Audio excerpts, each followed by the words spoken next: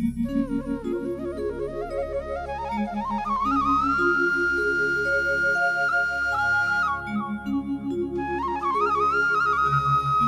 फसल को साधारणतः पिल देवा अवस्था सअल कांडबिंधा पोक आक्रमण करिथाए एवं मझी पत्र खाई नष्ट करिदिए। फल पत्रगुड़िक सुखी हलदिया पड़ जाए एवं एहाकु गछरु टाणी आनिले सहजरे बाहरी आसे। एहाकु मंजकिला कुहाଯାଏ। आखु फसलर अनिष्ट करुथुबा एही सअल कांडबिंधा पोक नियंत्रण पई ग्रीष्म ऋतुरे नियमित भावे जलसेचन करंतु। माटी सुखिला रखंतु नाही।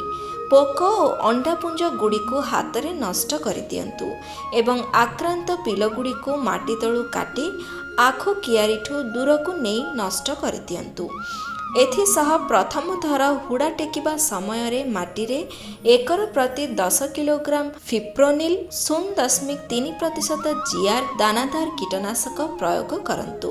एहा बाजार रे रिंजेट बा सर्जेंट नाम रे मिलिथाए। पोक आक्रमण अधिक देखादेले एकर प्रति 600 मिलीलीटर फिप्रोनिल 5% एससी किंबा 400 मिलीलीटर प्रोफेनोफोस 50% ईसी किंबा 150 मिलीलीटर क्लोरांट्रानिलिप्रोल 18.5% एससी को 200 लीटर पानी रे मिसाई सिंचन करंतु।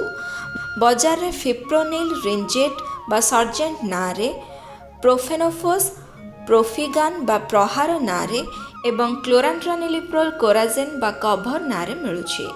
घासुआ रुगुड़िया रोग परिचालना। आखु फसलर घासुआ रुगुड़िया रोग एक फाइटोप्लाज्मा जनित रोग। यह रोगिणा विहन किंबा जौपोक द्वारा व्यापी थाए। घासुआ रुगुड़िया रोग द्वारा आक्रांत आखु बुदारे अनेक सरुपत्र थिबा पिल बाहरी थाए। पत्र गुड़िक सरु एवं फिका सबुजरु हलदिया रंगर देखा जाए।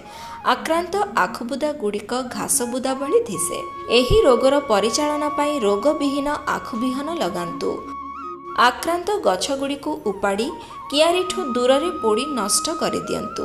एही रोगर बाहक जौपोकर परिचालना पाई एकर प्रति 40 ग्राम थायामेथोक्साम 25% WG किंबा 50 ग्राम एसिटामिप्रिड 20% SP किंबा 60 मिलीलीटर इमिडाक्लोप्रिड 17.8% SL को 200 लीटर पानी रे मिसाई सिंचन करंतु।